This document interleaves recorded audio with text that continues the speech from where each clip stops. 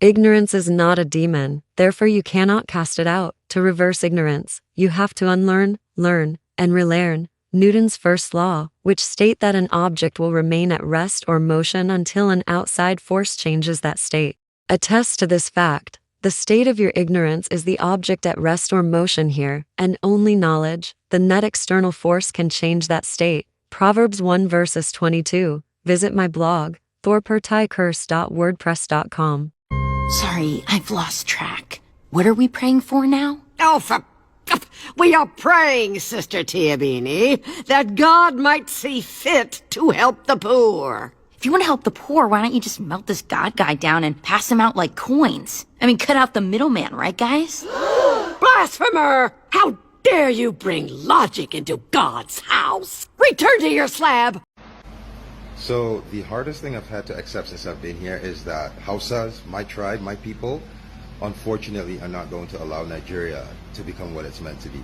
The mindset of the northern Nigerians are going to destroy this country. I'm sorry to say it. So this is an idea I had, right? It was very simple. Raise money, build orphanages, massive orphanages, and pick up the Almajiris off the street. Take the Almajiris off the street. Teach them engineering. Teach them tech. Teach them coding. Take them off the streets and teach them, try to get them up to par so they can compete. And I brought up how every time I had this conversation, I would bring up the 4 Indian kids, the 4 Indian boys, like 10-year-old boys that were online, they were doing the live chat and building an app. Every time I bring up this idea to a northerner, the first thing they ask is, well, what about Islam? What about Qur'ani? What about Islamic school? When I say I have met incredible resistance to the idea of taking these boys off the streets and getting them to join the global age. Like, my mindset is this. Every corner you go in northern Nigeria, there are 5 people willing to teach these boys Islamic school, Quran. There are 10 people willing to teach them everything they need to learn about Islam. Why isn't there anyone willing to teach them anything else? So when I brought that up, some people were like, I had people going, it will never happen unless I have to teach them Islamic curriculum in the schools. I said, you don't understand.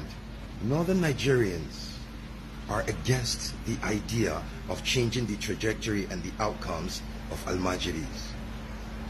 They say Almajirenchi, which is what it is embedded in our culture. And here's the thing, no, it's not. And as a Muslim, it's haram.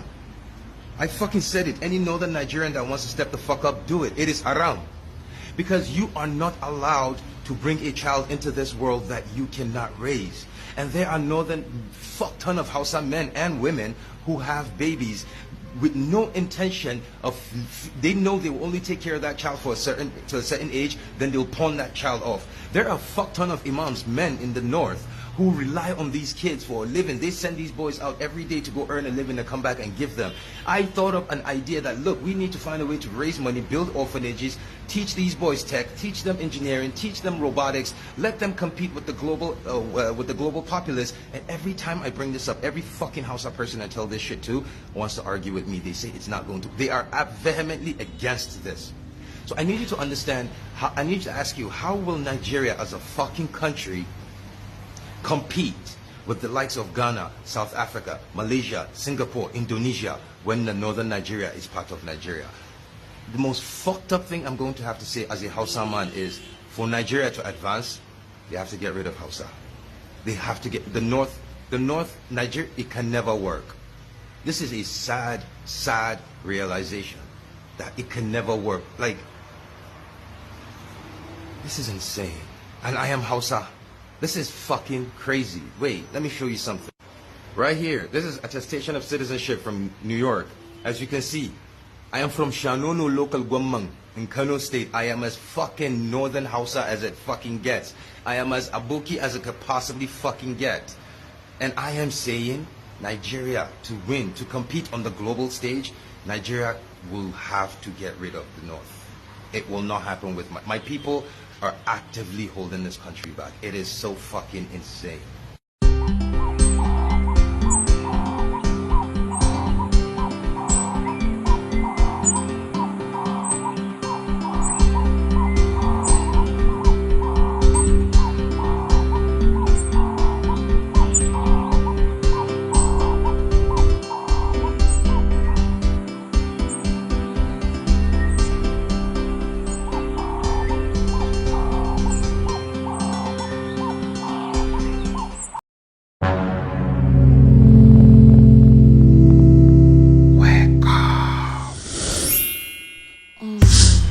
You have slept for so long.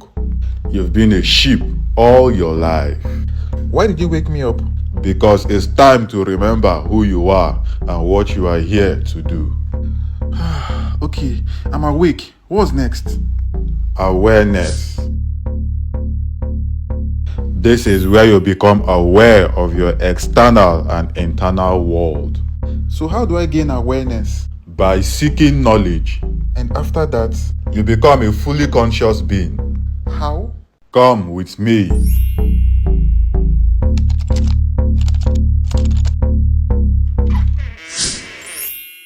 That is the house of clouds. What's that? I call it the house of knowledge. Okay. One of the most important parts of this process is embarking on the journey of knowledge. Some believe that the cloud is like a universal storage system, just like the concept of the Akashic field. Once you are awakened and open-minded, you gain access to unlimited knowledge from source. So how do I gain knowledge? The truth have always been around you.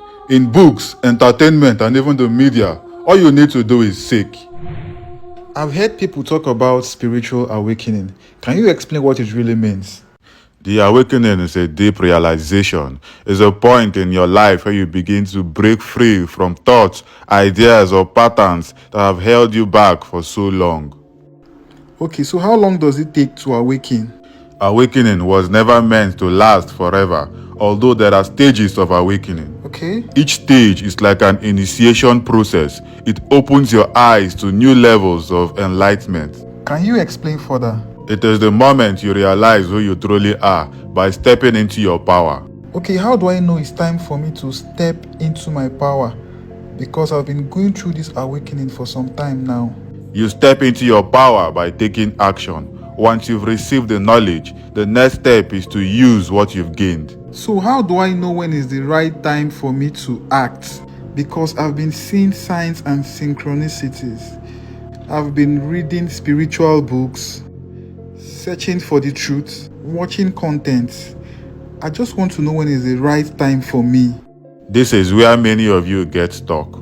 You keep searching, waiting for more signs, more downloads, more confirmations. But the truth is that you are ready now. Okay. The awakening was just a preparation. It's time to start creating and not just consuming. So what happens when the spiritual awakening is over? Once you're done with any stage, you become an embodiment of all you've received. You no longer just talk about spiritual truths, you live them. You don't just learn about energy, you command it. Okay. At this point, you embody all you've learned. So what are the signs that my awakening is complete? Okay, the first sign is recognizing who you are. You realize that you're not just a part of the universe. You're not just a child of God, but you are God experiencing life through human form. Okay. You begin to understand that everything is connected and you are not separate from God. You stop searching for God outside of you because you realize that you and God are one. So what's next? You no longer look for signs and synchronicities to confirm that you're on the right path. You just trust because you know you're exactly where you're meant to be.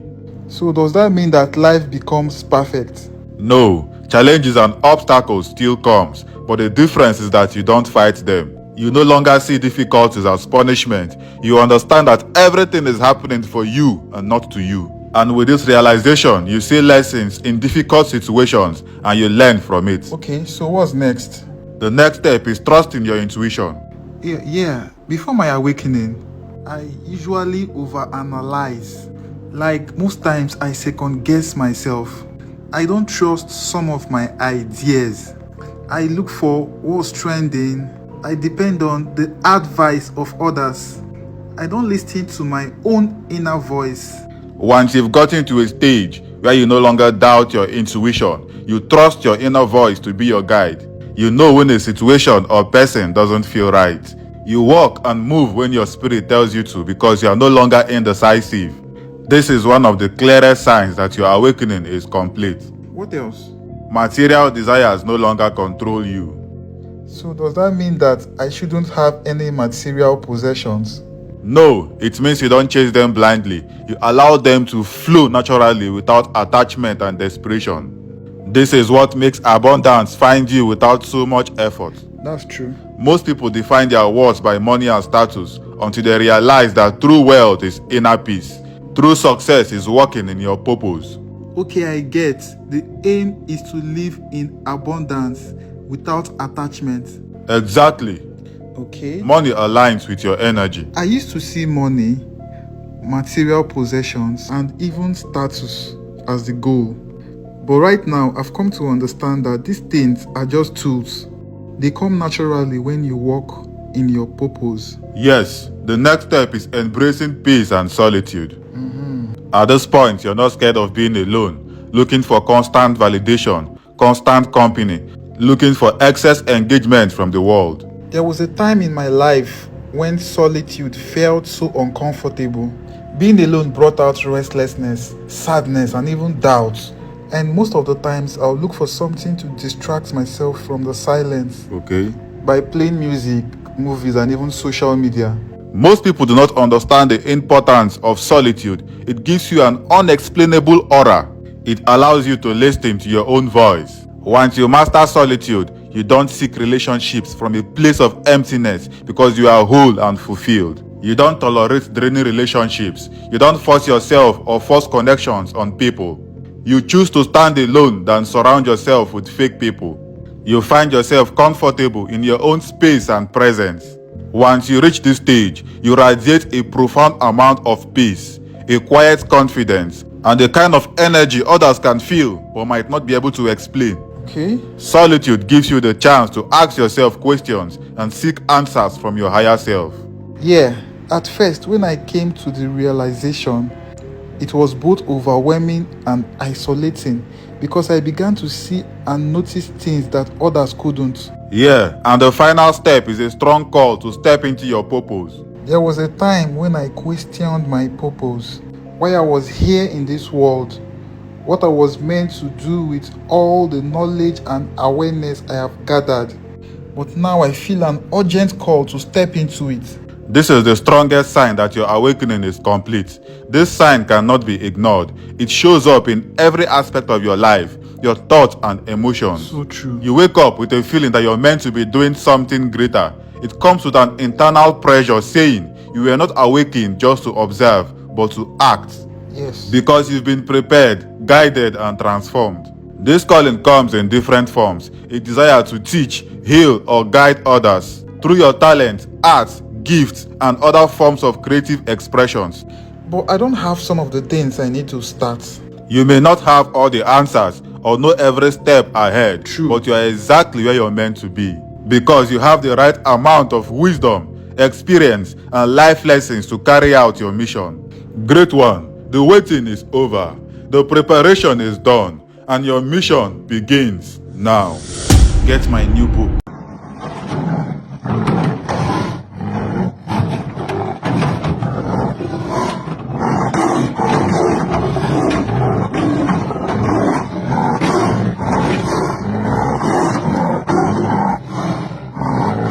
Is it possible that the thing you're fighting against is actually the thing that is setting you free? Like in the midst of all of your emotion and anger, you don't even realize that now freedom has become your choice. It's just food for thought. I mean, the video is a lot longer and eventually the tigers do realize that they are free and run out back into the wild. But at the end of the day, the original video shows that the doors were open for quite a while. So here's your reminder that you are free. It's up to you now. Walk through the door.